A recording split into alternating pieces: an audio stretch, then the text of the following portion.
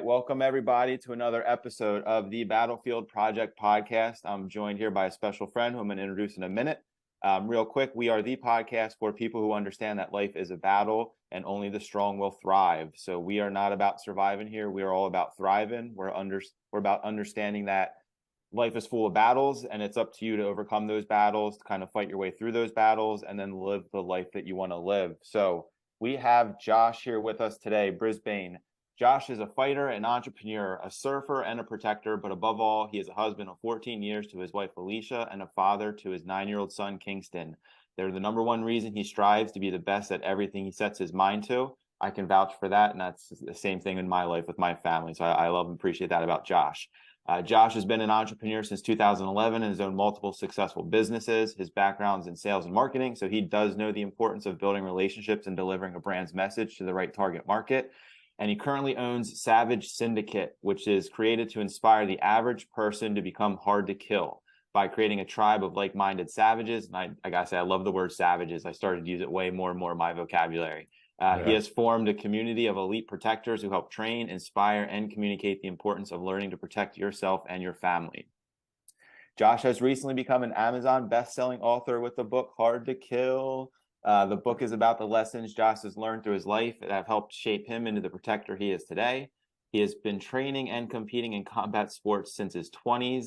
And you're probably, what, late 20s at this point, so only a few years. Thank you for that. I'll pay you later for that one. Yeah, right, yeah. And has the scars and surgeries to prove it. When he started training, his only motivation was to be better than his opponent. His motivation now, well into his 40s, I just blew your cover, is to keep his family safe and protected from the crazy world at all costs. Josh enjoys spending time at the beach with his family, surfing with his son. Together, they compete in jiu-jitsu and surfing competitions regularly. He enjoys traveling and considers Cabo his second home. Not a bad place to have a second home. And you can find Josh on all the different social media channels under the username official Josh Brisbane. Josh, welcome to the podcast, brother. Thank you, Matthew. I appreciate it. I mean, man, after that bio, I want to meet myself. I want to talk. Seriously, dude. Can we be friends so I can visit you in Cabo, and so like you can protect me if I ever get in any trouble and shit, man. Yeah, surf, all of it. Yeah, that's basically what I am in a nutshell. I mean, you asked for a bio. You know, you always feel awkward, kind of like, oh, I don't want to talk about myself or this or that. And it's like, you know what? This is who I am. This is what I do. And then just like we were talking about before, throw it out there and hopefully it hits your right market. So you're my third guest, and you're the first one with what I would consider like the kind of bio that I would write. The other ones have been like one sentence, and I'm like there's so much more. And like I know each one of them pretty well, and I'm like, there's so much more to you than this. Like, give me paragraphs. Like, tell me where you've been, what you're doing, what you're up to, what your dreams are. So when I got yours, I was like, okay, cool. Like this one will take like a minute to read. This is a good bio for me to introduce the guy and not feel like I'm leaving everybody hanging and being like, well, really, like who is this dude? Yeah, I had to do a bio for a mastermind group that I'm in, and I've never really written a bio before. Yeah. So I kind of went from like, okay, I went to college here. I didn't, and I went a little bit too far. And then I see some of the bios in the book. He gave us a folder full of all these people. Yeah. And I'm like, oh man, it was like I like whiskey, I like cigars, and I'm like, I went a little too. My bio's like this big, and some 4 pages. Like, yeah, I'm a real estate developer. I like cigars, and I'm like, okay, they just want the basics. So yeah, I try to get the bullet points in there without going way back to I came out of the womb. And exactly. Yeah, the first street I lived on was Westfield Drive. My original home phone number was this. It's like, dude, I don't give a shit about any of that stuff, man. Yeah, the nuts and bolts. Awesome, man. Well, yeah, dude, I appreciate you being here. And I'll hold up here again. Get this book, Hard to Kill. It's awesome. Savage Syndicate, awesome group. There just is so much to learn from you. We're not going to get into a ton of that today because I could spend, I'm about 90 pages into it. I could spend probably an hour just talking about like all the stuff that you teach in the book and how you got to that point and all that good stuff. But as many of you know, if you're a first-time listener or you're kind of returning listener here, this podcast is more about just jumping right into the battles that we all face. I always kind of say, I think a lot of people are under the assumption that successful, happy people don't have issues, don't have battles and challenges. They got lucky. They had the perfect little red carpet laid out in front of them, and that's why they're living the good life. And I would say probably 99 or 100% of the time, that's just not the case. Like we all have these battles that we deal with, whether they're temporary battles, they're long-term battles, they're battles that we created for ourselves or that are outside of our control. Technically, life is just full of battles. So what I want to do with this podcast is bring on guests who've experienced some type of battle in their life or battles, and that can be professional, personal, spiritual, whatever it is. Talk to you guys about that battle that they faced or multiple battles that they faced, how they overcame them, and then obviously kind of now the life that they're living, fortunate enough to be living because they had the fortitude and the courage to face those battles head on and overcome them and not become a victim and not feel defeated and not throw in the towel. So Josh, man, the floor is yours. I'd love to hear about some of the biggest battles you faced in your life and how you overcame them. Yeah, I think for, as far as battles, being an entrepreneur, I think we battle with ourselves, at least I do, every single day. And you don't really realize it until you join masterminds with like-minded people. And you're like, oh, there's other people who think, did I make the right move leaving corporate world? Did I do this? Did I do that? So as far as like battles right there out of the gate, I started in 2011 with my own, I branched out. I was in corporate world. I didn't play the corporate world and politics very well. Being kind of a fighter and taking things personal, I just like, you know what? I'm not doing you treat me like an asshole. I'm going to tell you, hey, we either back in the day, it's either, hey, we gotta figure this out. Yeah. But you just, I took the leap in 2011 amongst, my parents were like, my dad's very old school. He was corporate for 40 years, retired. He was go to college, get a good job, grind yourself to the bone, 9 to 5, retire when you're 75 or whatever, and you don't even have any time to spend enjoying. As entrepreneurs, we have different thoughts, right? But he had instilled that in my mind. So I went to college, I got a job, and I was just grinding it out, and I was miserable, and I was not playing the corporate politics and the bullshit. So I branched out in 2011, and then that's when all the other battles started, right? Yeah. You don't have a steady income, you don't have all the comforts that a 9 to 5 brings you. I mean, there's a lot of bullshit and there's a lot of headaches, but there's a lot of security.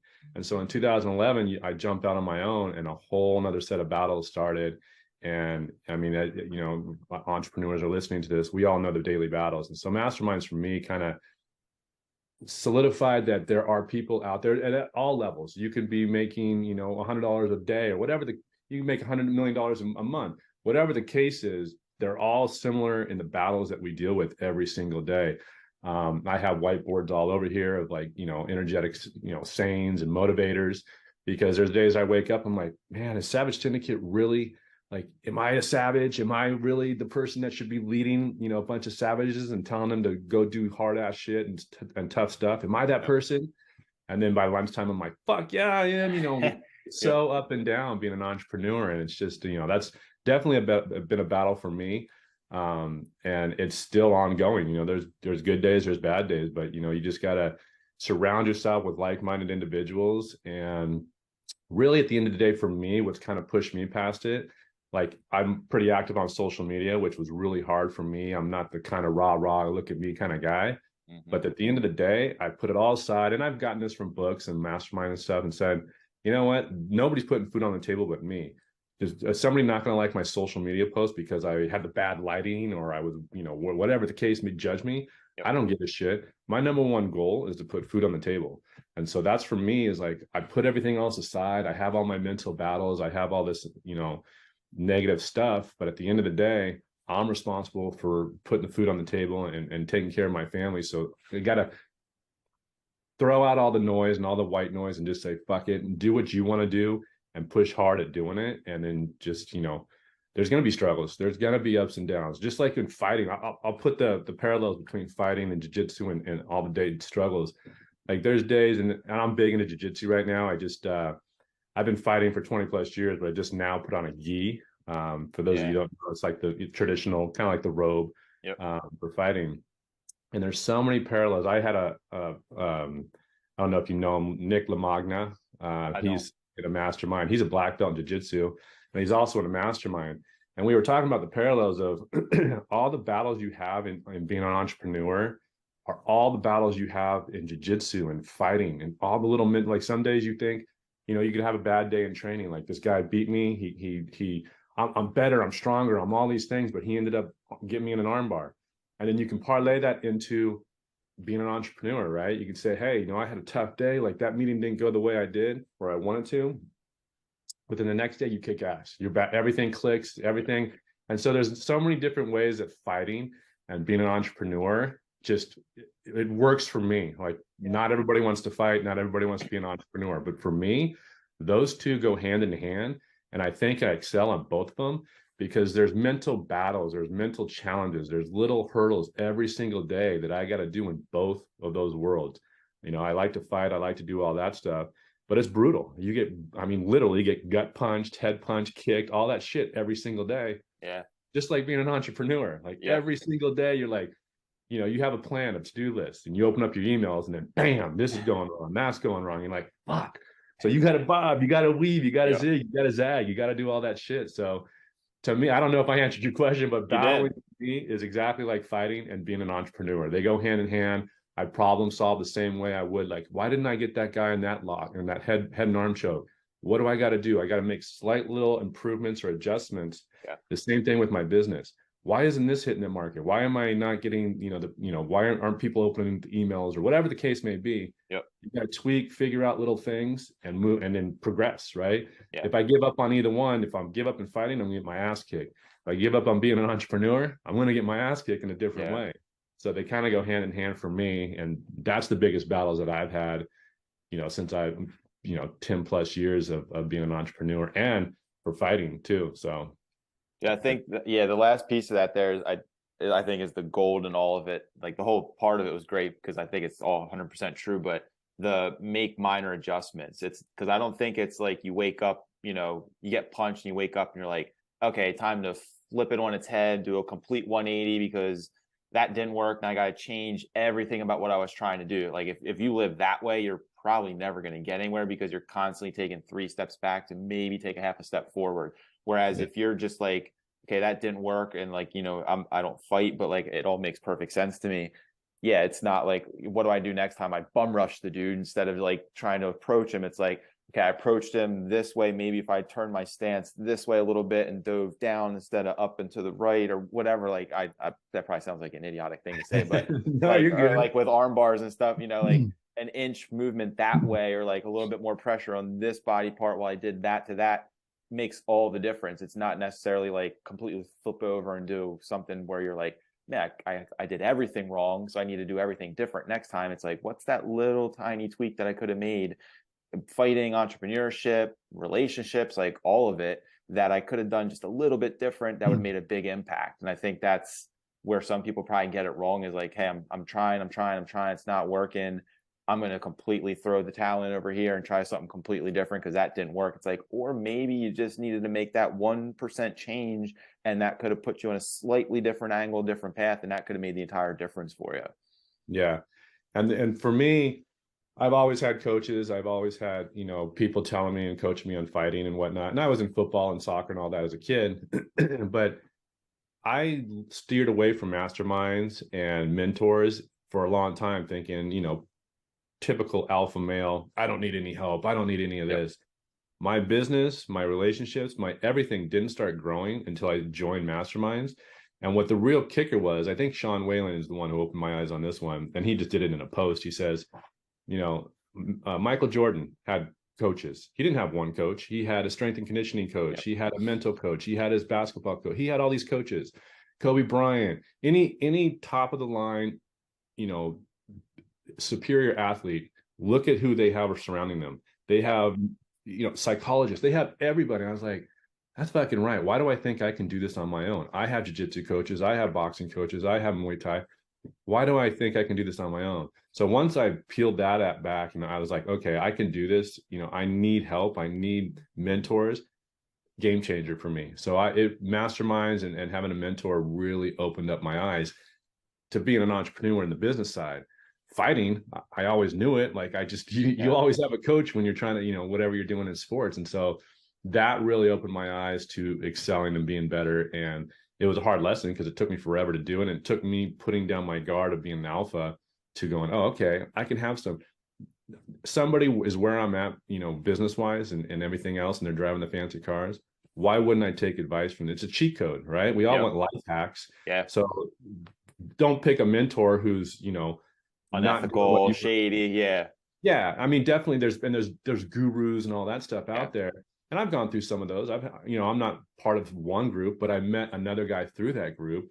And so, masterminds to me are worth their weight in gold. And once you find a good one, or multiple, right? Like I said, with coaches, there's boxing coach, there's a jiu-jitsu coach. I'm in 3 different groups, and I have one big mentor, and it's life-changing for me. I love it. Yeah. I think another awesome point, man, is you shouldn't go through life alone. And you can get semi-far, but you're going to hit a brick wall, and then you're going to look at that wall and be like, how do I get through it, around it, underneath it? But you got someone like by your side, or multiple people by your side. And it's like, when you guys hit that brick wall, what did you do? It's like, oh, like you remove the bottom 2 and then the rest of them fall, or whatever the analogy metaphor is. But yeah, I think too many, and I'm in a couple different groups, and I think the same thing, man. It's that camaraderie. It's that feeling of like, I'm not alone, and this isn't unique to me. Like, kind of like I said in the beginning of this, like, we all have different challenges and battles that we face. And when you realize that people you're bumping arms with and like, locking arms with and going forward with have the same battles, it's like, okay, this isn't that big. Like, it's not impossible to overcome this, because even if I can't do it on my own, like, I could tap into the power, resources, love, energy of all these other people who made a commitment to help each other grow and be better. And man, that doesn't like juice you up and get you through at pretty much anything. It's like, okay, if you can do all that and still not overcome your battles and challenges, then you probably got some like therapy or something you need to do, because it's like at some point, like, you got to be able to own it, and like, especially with the help of other badasses, get through it. And if you can't, there's something deeper going on. But yeah, to me, I 100% agree with you, man. The community, the people that you surround yourself with makes all the difference. It's, my mastermind, the battlefield. That's what I tell people. Like, it's not a networking make deal group. Like, business happens in the group, and that's cool. And that's obviously like a benefit of it, but it's a friendship and camaraderie group that, like, if you need something outside of the business world, even more than anything, you've got people that you can reach out to, and that will like step in and just like give the shirt off their back to help you do whatever you need to do. And to me, that's priceless, man. Like that, when I lay on my deathbed, I want to be like, okay, I had 50 or even 20 or 2 people that would have like dropped everything to come help me if I really needed that help. And that peace of mind on a daily basis, knowing you've got that alliance with different people, is like, what can stop me at this point? Yeah. And I 100% agree, because one of the I obviously want to excel in business and stuff, but when I've learned to put myself out there more through social media and these groups, I speak up more. Usually growing up, I was the kid in the back of the class, like, just get me out of here, didn't want to be here. Yeah. But now I'm like, I put myself out there. Hey, I have a problem like this and this and this and that. And I'm like, oh, okay, everybody's going to think I'm a freaking goof for answer. Why didn't I know that answer? And then so many people give the feedback and give me responses like, hey, here's my guy. This is who I use. And I was like, holy shit. Like, it was such an eye opener. Like, people really do give a shit. Like, they're not like people. Most of these guys, I went to an event with one of my masterminds, and I met a lot of them, but some of them I didn't. And they're still just as open to helping. And that blew me away. Being like a guy who likes to put his head down and figure shit out on his own, the help and the people reaching out and going out of their way, or calling, like, I've talked to a lot of them on the phone, has literally blown me away. And I would not have had that and been open to that 4 years ago. I got into my first mastermind about 3 years ago. And you're right. Like, if you can't accept it and you can't just put your guard down and take that in, and you're right, you might have other problems that maybe a mastermind can't find. But I, as being a tough guy and trying to do everything on their own, it's huge that I have these sounding boards and these people to go off of. And it's really opened my eyes to how kind people are, because I'm kind of a cynic of like, everybody's an asshole. And then once I'm in this group, and I'm like, they might be assholes, but they're willing to help. Assholes. Yeah. But we're all assholes together in this. Right. Shit. I'll take it. But I love it. Yeah. So you mentioned the battles of entrepreneurship. A lot of it was kind of like the self-talk, like the self-doubt, things like that. Did you face any like concrete's not the right word. Like tangible battles, like failed business or business partner screwing you over, like those kinds of things too, that were like not the voice in your head telling you like, maybe I'm not good enough, but actual like outside circumstances that you were like, Jesus, I didn't see that uppercut coming? Yeah, 2 things. One, I did have a business partner that I realized I'm not made for a business partner, but I'll jump to the next. The next one is, being an entrepreneur, you start a lot of things and you fail a lot of things, right? And that was a hard pill for me to swallow. You hold on to your babies because you started from most of them, unless you buy something or purchase it, but you start from the ground up. When to let go of that, when to say, okay, fucking, like, because and that's hard for me. I've started a few and I've closed a few and I've sold some, but it's like, when do you let go? That's an internal battle for me. Is like, okay, are people going to think I'm a failure? I've been posting on social about this when I had a sales and marketing group or a company, and I was pumping it out, and then it just became, I was collecting checks from the people who weren't, I was providing the service, but I wasn't getting the money. And then I just became a Guido knocking on doors going, hey, where's my money? Net 30. Now it's net freaking a year. Like, where? Yeah. So I had to come to terms with like, okay, this is just, it's not the business I wanted anymore. It wasn't the business I started. So it was a hard pill to swallow, but I'm like, I'm done. I stopped it. I closed it. So, I've done that a couple of times, but there's also been successful ones. But another one is with the business partner. I wasn't out looking for a business partner. It just kind of, he called me. He lived in another state, and so we were always buddies. Mm-hmm. I was already starting something, and he was showing some interest. I said, well, I can show you how to start your own, or are you kind of implying that you want to jump into mine? He says, yeah, let's partner up. Mm-hmm. So we did, and it wasn't my main focus, right? It was a side project. It was something I was doing, but it wasn't my main thing. So when we would go to Cabo a lot, I'm surfing with my son, showing the pictures of it. He's like, hey, dude, when you get back from Cabo, we really need to buckle down and get this going. I said, well, okay, that's fine. I understand what your point is. And then I'd come back home and I'd still be surfing, like, because it wasn't my main job, right? It was like I'd work on it at night. Like, he doesn't see me working on it. He sees me out surfing and hanging out. Yep. And he kept just harping on me. I said, and I one time I was out to dinner and he gave me another, like, hey, dude, blah, blah, blah. And I was like, I'm not going to respond right now. But eventually I broke it off. And I was like, look, this is your number one. This is like my number 3 or 4. And so I learned then that I am not made for, the same reason why I wasn't made for the corporate world. I don't need somebody over my back, micromanaging me. I don't need all that stuff. I'm not good with a partner, right? I learned, we're still friends, kind of. But it was one of those learning experiences, like, at least I learned the hard way. I didn't just like, wonder if I should get a partner. And I didn't spend hundreds of thousands of dollars investing in it. It was just, we spent some money, but it was like, just cut the ties, keep the friendship, and we'll move our separate ways. But that was a tough nut. That was that was not the most brutal lesson to learn, but it was just something that I was like, man. And my wife told me, she goes, I could have told you at the very beginning, you could be a good They partner. always know, dude. Yeah, they always Right. know, man. Yeah, exactly. So if you ever are second guessing their decision, go ask the wife or and whatever she says, just fucking do it, man. Yeah, Save yourself. they're the crystal heartache. ball that we all need. Yeah, dude. I think that we'll end kind of soon here, but I think that's another phenomenal point and something that people should really learn from is like, it's because I'm the same way, man. Like trial by error, like trial and error, trial by fire. Like I learn, and I like learning that way. Like I like learning through failure. Like you said, I would rather be like, yeah, I'll have a business partner, go for it. And if it works, phenomenal. And if it doesn't, like now I know it didn't, and here's the reasons why it didn't. And then the next time an opportunity like that rolls around, like you can analyze it through that spectrum of like, okay, is it the same kind of partnership? Could it be different? That one failed for these reasons. Could this one fail for the same reasons? Do I even want to try it this time? But until you do it, you're just living in like, so that's with business partners and, entrepreneurship. And I think it's with relationships. It's with like teaching your kids certain lesson, like everything is, you have to go through the motions. Like you could sit on a rock all day and think a million different scenarios, and you're never going to get off that rock because you're just going to be sitting there running idea and scenario and situation and possibilities through your head constantly.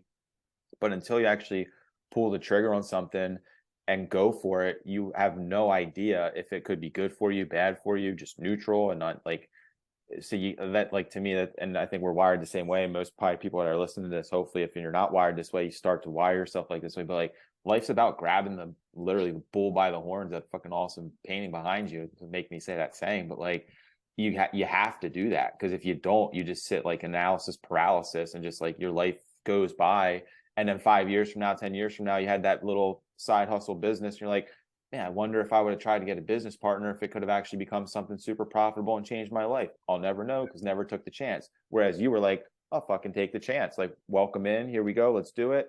And it didn't work out. Okay, life goes on, like pivot, move to the next thing. And I think that's really what life, like if you're not doing that and you're just kind of sitting by, skating by and waiting for everything to kind of magically appear for you, you're going to live, in my opinion, like a pretty unhappy life, an unfulfilled life, because you're not going to be filling it with experiences, good and bad, successes and failure. Yeah. And I was down on myself. I was having one of those entrepreneur bad days where I'm like, fuck, this isn't where it should be. And then I read a post on social that said, hey, you think you're hard on yourself right now? Go back to 6 months or a year. Where were you at then? And I'm like, well, fuck, let me do that. Holy shit, this wasn't even in existence 6 months ago. It wasn't a thought. It came because of a mastermind, and people started saying, you should start this. And I was like, you know what? Why am I knocking myself down? Just keep rolling, keep going. And then to what you said is like, you would sometimes you go after things and you fail. Well, I don't think it's, it's not always failing because you get lessons out of it. Like the lesson, I didn't want to, I knew it wasn't made for a partner, right? Or a business partner. But now that's how I look at things. I don't look as like all my companies, the ones that I closed down or whatever. I'm like, oh, I didn't fail. What did I learn? What are the lessons that I learned out of that? Okay, X, Y, Z. I learned this, I learned that. Okay. So that's kind of the mindset I have now, is like, don't just pound yourself like, you fucking idiot, you failed at that, whatever, you this and that. Okay, sit back and go, okay, I saw the writing on the wall here, I should have done this, I should have done that. Okay, so the next business, this is the thing I can change. And as long as you're getting lessons out of the things, like you said, jump in, try as many things as you can, right? It doesn't matter if you think you're going to be goofy or you're going to be bad at it, right? If I had that mentality, like, oh, I'm not going to be good at Muay Thai, never try it, then I'm going to learn the hard way when somebody I fight it does know Muay Thai and they kick the shit out of me.